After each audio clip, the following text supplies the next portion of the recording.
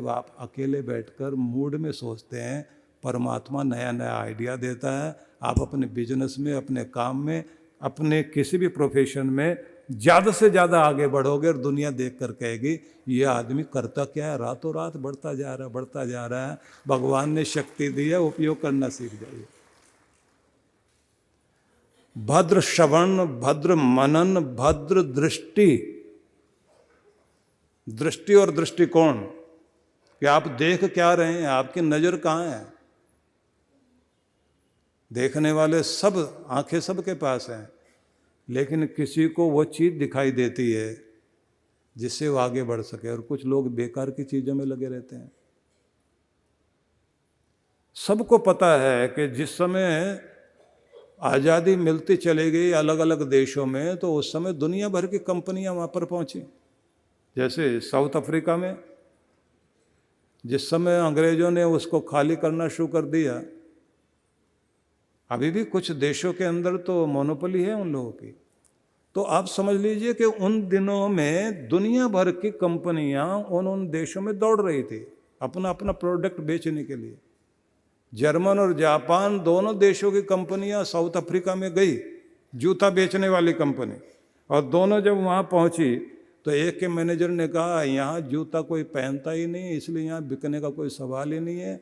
अपने सारे लोगों को वापस बुला लीजिए, जहाँ बिकता हो माल वहाँ बेचिए, ऐसी जगह जाना ही नहीं चाहिए। नंगे पांव घूमते हैं यहाँ के लोग, जूता पहनने की आदत नहीं है, तो ऐसी जगह बेचोगे आप नंगे पांव वालों को, यहाँ बिकने वाला नहीं। दूसरे देश की कंपनी का जो मैनेजर था उसने तो टेलीग्राम दिया अपने देश में, आदमी भेजिए ज़्यादा से ज़्यादा, यहाँ बिकने का बहुत चांस है, यहाँ कोई पहनता ही नहीं, इनको आदत लगानी है जूता पहनने का फ़ायदा क्या है, बस ये समझाने में टाइम लगेगा साल भर का, उसके बाद हम ही राजा हैं यहाँ के, इसलिए फटाफट आदमी भेजिए, हम लोगों ने जीतना है।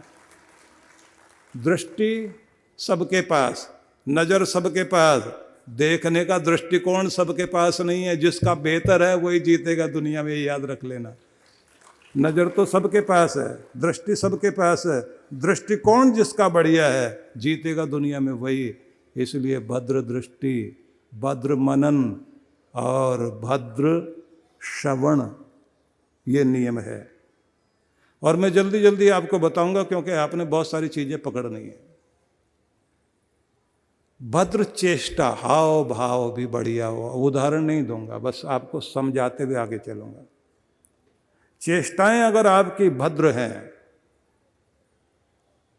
अच्छी चेष्टाओं वाला आदमी जिसकी बॉडी लैंग्वेज से पता लगता हो कि ना तो आदमी काइयाँ, ना बेईमान है, ना धूर्त, भला आदमी है, तो ऐसे आदमी के पास बैठने को मन करता है।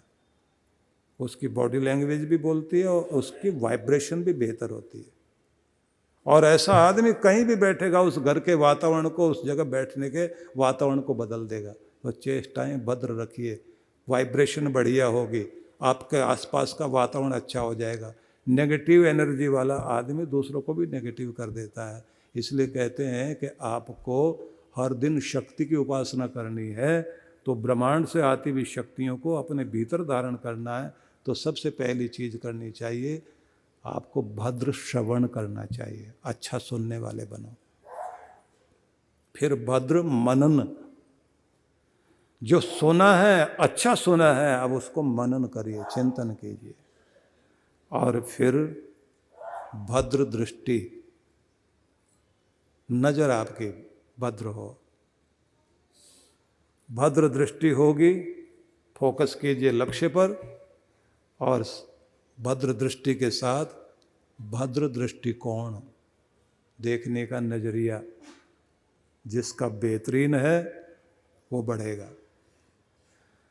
भद्र चेष्टा, हाव भाव बढ़िया, वाइब्रेशन बढ़िया दीजिए।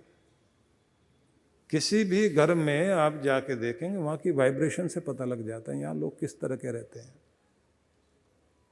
मजे की बात देखिए, जो तीर्थ हैं जहाँ पर दुनिया जाती है, वहाँ किसी तपस्विनी महिला ने, योगिनी ने, या किसी योगी ने, या किसी ऋषि ने, या किसी देवता ने तप किया था। उसकी वाइब्रेशन का प्रभाव है कि उस भूमि पर खड़े होकर भगवान को आप पुकारते हैं तो वो तीर्थ जो है वहाँ मनोकामना पूर्ति करता है। आज तक प्रभाव है। जहाँ किसी ने जन्म लिया महान पुरुष ने, या जहाँ जिसने अपना शरीर छोड़ा, या जहाँ पर किसी ने तप किया, ऐसी जगह है भारत में जो सिद्ध पीठ बन गई है, जहाँ पर लोग जो है अपनी मनोकामना पूर्ति के लिए जाते हैं। आप अपने घर को भी कोशिश करें वाइब्रेशन अच्छी आए वहाँ की। तो एक काम तो ये किया करें, घर में धुन और धुनी दोनों का नियम बना लो। भगवान का नाम जाप और धुनी देना। ये जो चंदन, लोबान, गूगल, गुड़ की शक्कर, गौ के गोबर का उपला, उसको जला करके गाय का घी उस पर डाल के इनकी आहुति देना और पूरे घर का वातावरण शुद्ध करिए। और घर में पूजा पाठ करने के बाद अपने घर की तरफ ऐसे हाथ करके ऊर्जा दिया करें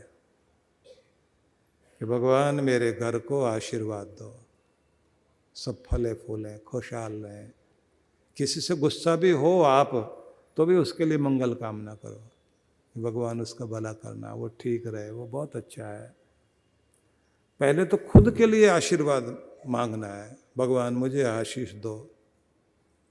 तो जब आप कहते हैं ना गॉड ब्लेस मी, तो जब अपने लिए आप कहते हैं भगवान मुझे आशीर्वाद करो, मुझे अपनी शुभ ऊर्जा से भर दो, तो साथ में अपने घर के लिए भी आप ऊर्जा दीजिए।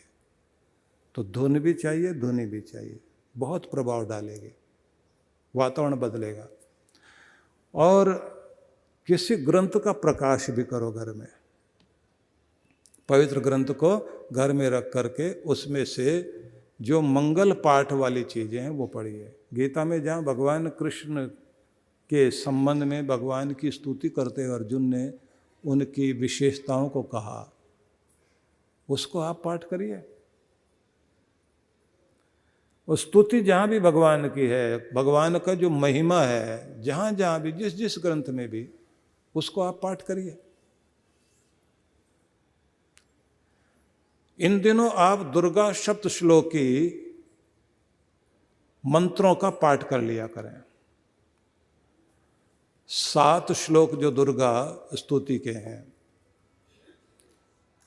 आप अगर दुर्गा सप्तशती को उठाएं तो उसके आखिर में 7 श्लोक मिल जाएंगे। सप्तश्लोकी दुर्गा माता के जो स्तोत्र हैं उनको आप पाठ कर लीजिए। उसको रोज भी कर सकते हैं आप। कोई मंत्र, कोई जाप हर दिन थोड़ी देर के लिए जाप कर लिया करें। तो आपके घर में अगर धुन बज रही है, कोई भी शुभ धुन, और ज़्यादा ऊंची आवाज़ नहीं होनी चाहिए, धीमी धीमी आवाज़ आती रहे।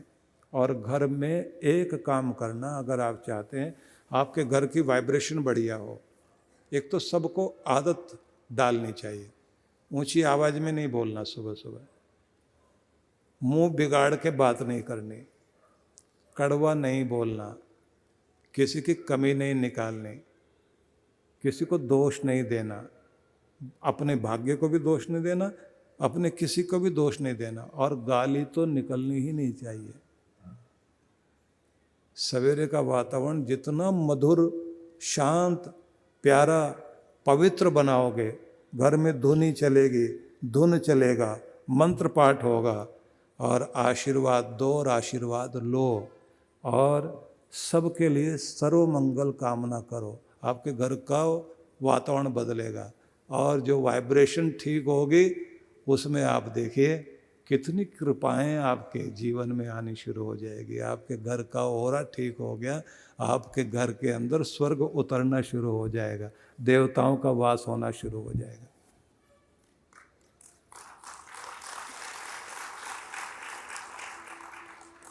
लक्ष्मी माता की एक बहन दरिद्रता है, जिसका विवाह एक ऋषि से हुआ था।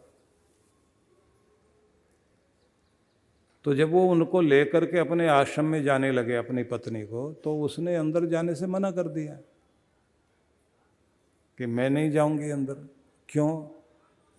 दरिद्रता ने कहा मैं यहाँ नहीं जा सकती, क्योंकि यहाँ तो सुगंध चल रही है हवन की, चंदन की सुगंध आ रही है, अगर की, तगर की, धूप की।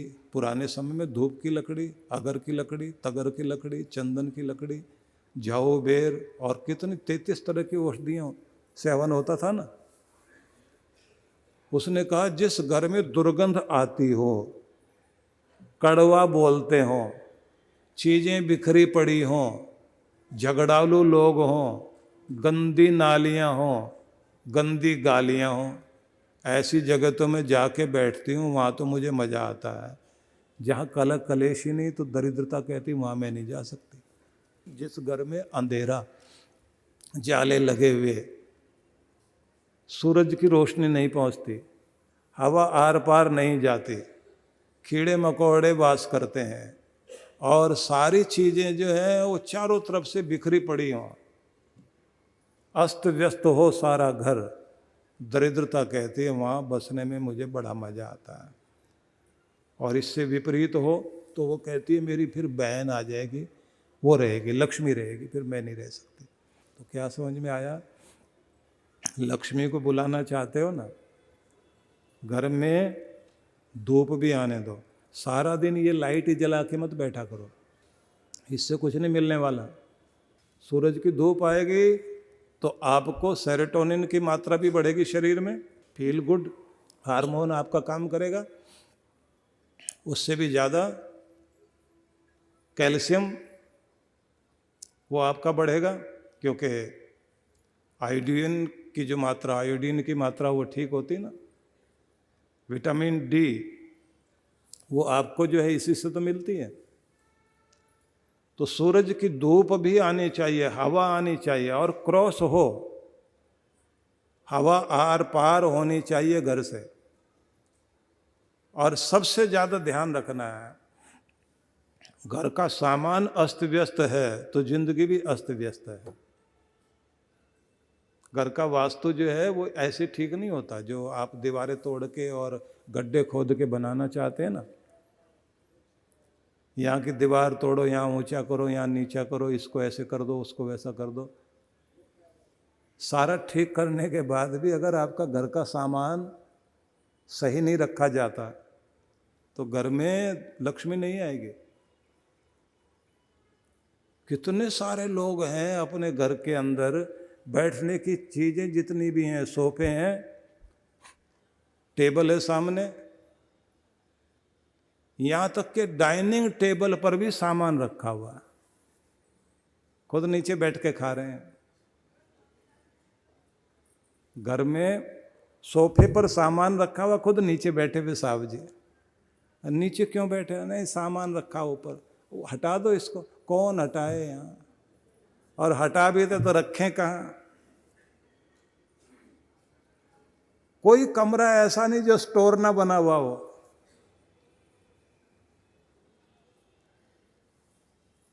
एक ही कमरे में स्टोर बना के आप चीजें ठीक रख सकते हैं ना।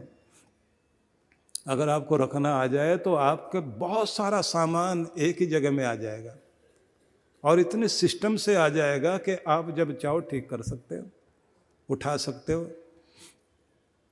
लेकिन अगर आपको अस्त व्यस्त रहने की आदत है तो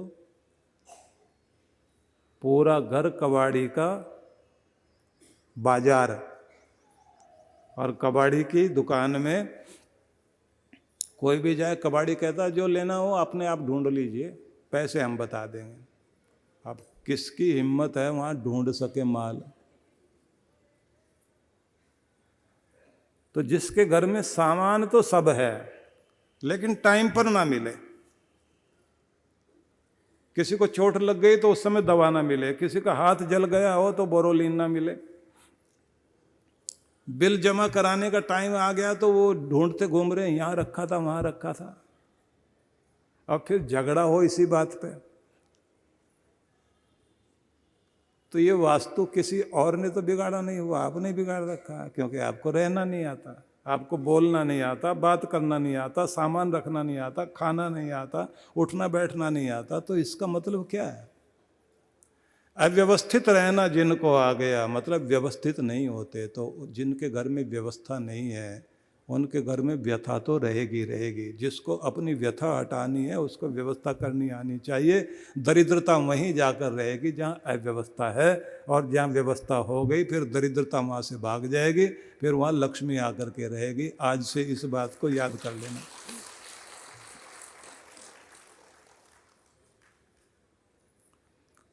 एक बात और, लक्ष्मी माता को पसंद है कोई मीठा बोले, सजा हुआ रहे, मुस्कराता रहे, व्यवस्थित रहे, हिसाब किताब में ठीक हो, फिजूल खर्ची ना करे, दान पुण्य जरूर करे, सेवा सत्कर्म करे, लेकिन जहाँ लगाना वहाँ खूब लगाए, जहाँ नहीं लगाना चाहिए वहाँ एक पैसा भी फिजूल खर्ची ना करे, तो लक्ष्मी वहाँ बढ़ती है। अब झगड़ा करने वाले के पास तो लक्ष्मी नहीं आएगी। सेल्समैन और सेल्स गर्ल्स रखी जाती हैं, तो कोई ऐसा तो नहीं ढूंढा जाता कि जो सबसे बड़ा झगड़ालू आदमी हो, एक आदमी चाहिए हमें जो है सेल पर, उसको सेल काउंटर पर खड़ा करना है, ऐसा आदमी बुलाता है कोई? मुस्कराता हुआ, सजा सजाया, सुंदर दिखाई दे, सुंदर बोले, कड़वा सुन ले पर कड़वा बोले नहीं, बर्दाश्त करे, और अपनी बात को आर्गूमेंट से न समझाए, अगले की सुनने के बाद में। सुनने का और बोलने का एक नियम है।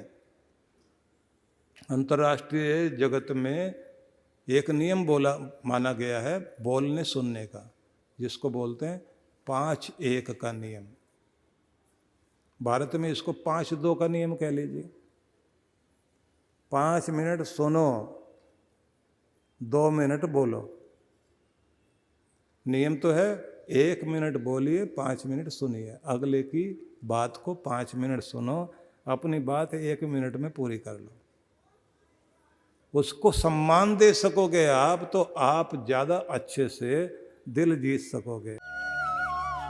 महाराष्ट्र के अकोला में परम पूज्य सद्गुरुदेव श्री सुधांशु जी महाराज के पावन सानिध्य में 4 दिवसीय विराट भक्ति सत्संग दिनांक 19 से 22 फरवरी 2026।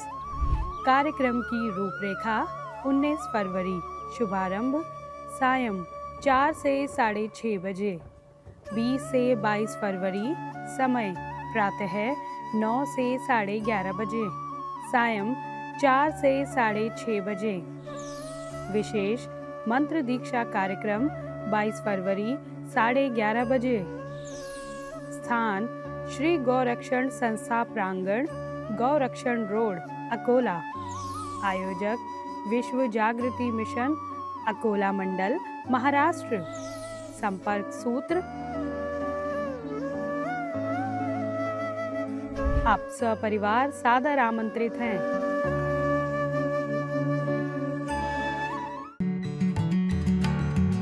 परम पूज्य सद्गुरुदेव श्री सुधांशु जी महाराज एवं डॉक्टर अर्चिका दीदी जी के पावन सानिध्य में शिव मंगल महोत्सव।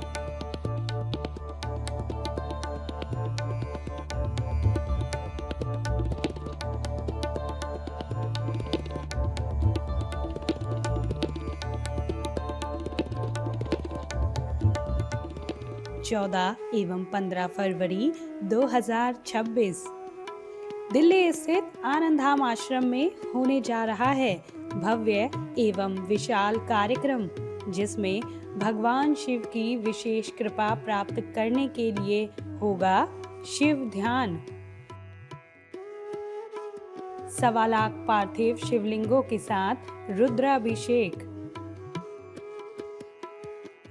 महारुद्र यज्ञ, शिव शक्ति कलश यात्रा,